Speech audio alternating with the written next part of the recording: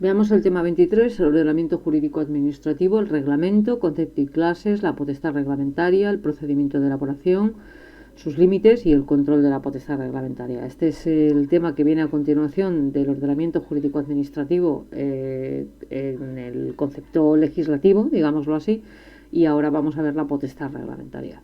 Yo este tema lo he dividido en 3-4 epígrafes, no lo recuerdo bien, vamos a ver, 5 creo. El primero es el ordenamiento jurídico administrativo y el reglamento, concepto y clases. Como noción de ordenamiento jurídico administrativo, tenemos en la teoría de cualquier libro, es una unidad jurídica distinta de las normas que la integran. Así pues se conforma como un corpus jurídico independiente. Son normas que regulan, eso ya lo vimos en el tema anterior, normas que regulan la actuación y el funcionamiento de las administraciones públicas cuando actúa como sujeto público y que se caracteriza por tener, como digo aquí, en primer lugar un sistema propio de fuentes y en segundo lugar conformar o tener un corpus jurídico propio incluyendo principios generales del derecho específicos o jurisprudencia específica. La segunda de las características es el hecho de partimos del concepto de las potestades exorbitantes que trae como causa el 103.1 de la Constitución, es decir, como consecuencia de la finalidad, tal como dice el 103, la Administración sirve con objetividad los intereses generales. Es necesario que para defender estos o para servir a estos intereses generales la administración pública goce de unas potestades exorbitantes. Una de ellas será, como luego veremos, la potestad reglamentaria. No obstante, el punto B es la consecuencia de ostentar estas potestades exorbitantes es la necesidad de un control estricto que se fundamenta en el 106.1 de la Constitución, pero se desarrolla posteriormente pues, por vía jurisdiccional o incluso por vía administrativa. El reglamento, ¿cuál es la noción o el concepto? Es una norma escrita dictada por la Administración, por cualquier unidad u órgano de la Administración. Recordad que la unidad mínima o la unidad mínima de organización de la Administración es la unidad administrativa, que además se crea y se regula por RPT, y luego si se combinan varias unidades administrativas pueden conformar un órgano. Así pues es norma escrita dictada por la Administración, por cualquier órgano o unidad administrativa con rango jerárquico inferior a la ley. Es lo que le caracteriza, es muy simple, es una definición muy simple pero muy adecuada. Y como clases de reglamentos pues he utilizado dos criterios, es decir, el primero en función del órgano del que emanan, pues tenemos la AGE, las comunidades autónomas, las entidades locales, que estas tienen carácter territorial, y después la administración pública en sentido amplio, como con órganos organización institucional puede de la administración pública, de los órganos o de las entidades con personalidad jurídica o incluso sin ella pueden emanar reglamentos. Y la otra clasificación es en virtud de la posición jerárquica que ocupan en el ordenamiento jurídico. Recordad el artículo 128 de la 3915 que nos hablaba de una cierta jerarquía entre reglamentos, pero también recordad, por ejemplo, el artículo 6 de la 4015 que hablaba de las instrucciones u órdenes de servicio, diciendo que los órganos administrativos o incluso las unidades administrativas se pueden regular mediante instrucciones u órdenes de servicio. Estas instrucciones u órdenes de servicio es el reglamento básico, digamos, de menor jerarquía de la administración pública, pero puede tener efectos jurídicos frente a terceros. Y si tiene efectos jurídicos frente a terceros, esto está en el artículo 6 de la 40, si tiene efectos jurídicos frente a terceros, debe publicarse de acuerdo con lo dispuesto en la 1913, la ley 1913. Después tenemos, por ejemplo, los reglamentos de autoorganización, que tienen un rango jerárquico algo superior, y después tenemos los reglamentos formales, los que conocemos bien como órdenes ministeriales o como reales decretos, como tal. Respecto de la potestad reglamentaria, empezar con el punto 1 empieza con la noción de potestad, que está en otro tema. Recordad que hay que diferenciarla de la prerrogativa y de la facultad. La potestad, como ya sabéis, es un poder de carácter general o abstracto de actuación que es conferido directamente por el ordenamiento jurídico, nace directamente del ordenamiento jurídico y se atribuye por ley. Cuando esta potestad se concreta o se materializa o se especifica, porque es abstracta, se concreta en el ejercicio de dictar reglamentos, pues deviene en potestad reglamentaria. Los sujetos de esta potestad reglamentaria, de un lado, yo he tomado el artículo 97 de la Constitución, que nos habla del gobierno, pues esto se explica, ¿no?, cuando se está exponiendo el tema, y de otro lado me ha parecido importante destacar el artículo 128 de la 3915, porque en los apartados 1, 2 y 3 habla respectivamente de los sujetos que pueden ejercer la potestad reglamentaria, de los límites materiales y de la jerarquía. Entonces, quizá esto, si veis que el tiempo tal, pues quitad el 128, pero yo lo dejaría porque veis en el siguiente epígrafe, aquí es a donde iba yo cuando se habla de la elaboración. Lo primero que destaco es que hay que tener una noción amplia de poder ejecutivo. El poder ejecutivo no es solo el gobierno.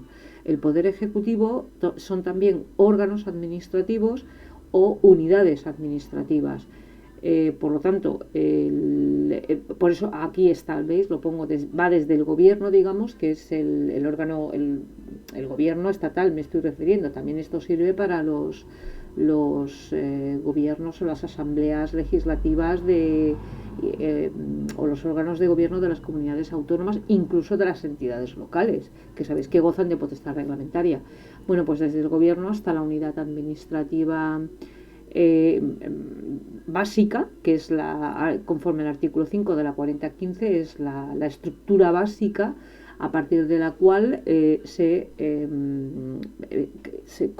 conjugando las unidades administrativas se conforman los órganos y el resto de la Administración General del Estado.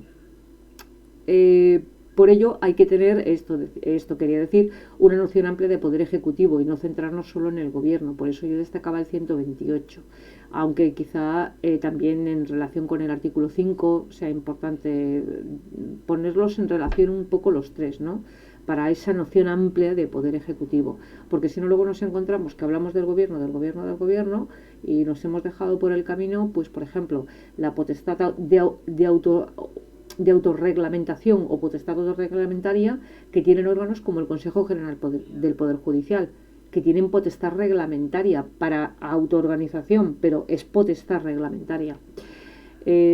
Ya centrándonos en el Gobierno de la Nación, nos vamos a la 5097, los artículos 26-27, junto con el Real Decreto 931/17 sobre la memoria de impacto normativo, que es la que regula el procedimiento estricto de elaboración de reglamento. Tenemos dos tramitaciones, la ordinaria del 26, que comienza con un estudio o consulta previo, después una consulta pública que se hace en la web, no es como en la iniciativa legislativa que se requiere de determinados de determinados órganos o de determinados colectivos, se les requiere que emitan o que se pronuncien. Aquí es simplemente una actitud pasiva, digámoslo así, de manera que se coloca en la web y se deja que la gente, si quiere, participe, y si no quiere, pues no participe. Pero bueno, se hace una consulta pública en la web. Después, importante, la memoria de análisis de impacto normativo. Esto se hace de acuerdo a lo dispuesto en el 931/17, no es un reglamento excesivamente largo, pero bueno, no da tiempo a mencionarlo aquí. Aquí solo, quiero decir, es solo mencionarlo, no da tiempo a explicarlo. Después los informes que fueren preceptivos en función del tipo de reglamento o de la materia que se va a regular, y por último tener en cuenta el deber de coordinación con el resto del ordenamiento jurídico y su conservación y revisión para que esté continuamente actualizado y haya coordinación con el resto del ordenamiento jurídico. Después tenemos en el 27 la tramitación de urgencia. Los supuestos, fundamentalmente, hay varios, pero yo memorizo fundamentalmente el de las transposiciones de las directivas, o cuando hay supuestos de urgencia o de especial necesidad. Esto conlleva una reducción de los plazos generales hasta la mitad. No es necesaria la consulta pública y la falta de informe no suspende el procedimiento de elaboración. Respecto de los límites de la potestad reglamentaria, en principio tenemos o yo he destacado el principio de reserva de ley material. Esto se puede ver, por ejemplo, en la Ley General Tributaria. Esto es un ejemplo, la Ley General Tributaria. No es que esté ahí recogido el principio de reserva de ley material, porque lo que recoge la Ley General Tributaria en el artículo 8 es el principio de reserva de ley tributaria, pero es un ejemplo. Y de otro lado, pues tenemos la Ley 3915, que en el 128, en el punto 2, sí que nos habla de aquellas materias que no puede entrar a regular o a regularse, no pueden entrar a regularse mediante reglamento, están reservadas a la ley. De otro lado, otro de los límites de la potestad reglamentaria es el principio de la jerarquía reglamentaria, y aquí he puesto como ejemplo el principio de inderogabilidad singular del 37 de la 3915, que nos habla como una disposición de carácter singular o particular no puede contradecir, aunque emane de un órgano jerárquicamente superior, lo dispuesto en una resolución de carácter administrativo general. De otro lado tenemos, como siempre, yo siempre destaco, el procedimiento es la garantía absoluta y el límite y el control de toda la actividad administrativa, la existencia de un procedimiento y el respeto al mismo. Y el 4, bueno, yo he puesto la irretroactividad como un límite de la potestad reglamentaria. Me he remitido al 9.3 de la Constitución, pero bueno, podéis ampliarlo si queréis de cualquier otra manera. Y como vías de control, aquí yo siempre, ya veis que en el tema anterior hago igual, diferencio la vía de control administrativa y la vía de control jurisdiccional. La vía de control jurisdiccional hay un poquito más. La administrativa no tiene, bueno, se limita a la revisión de oficio del artículo 106, tanto en los supuestos del 47 como en los supuestos del 48. También tenemos supuestos en los que se requiera autorización previa de un órgano jerárquicamente superior. Y en tercer lugar, aquí es donde iba, que se requiera aprobación posterior, artículo 39 de la 3915. Recordad que es uno de los requisitos para que despliegue eficacia determinadas resoluciones de carácter administrativo, que pueden ser resoluciones generales. Un detalle a tener en cuenta: la autorización es siempre previa. Como concepto jurídico, la autorización es siempre previa y la aprobación es siempre posterior. Y en segundo lugar tenemos, veis que aquí, a diferencia de temas anteriores, no menciono los recursos administrativos. Solo la revisión de oficio, porque las disposiciones administrativas de carácter general no son susceptibles de recurso administrativo, artículo 112 de la 3915.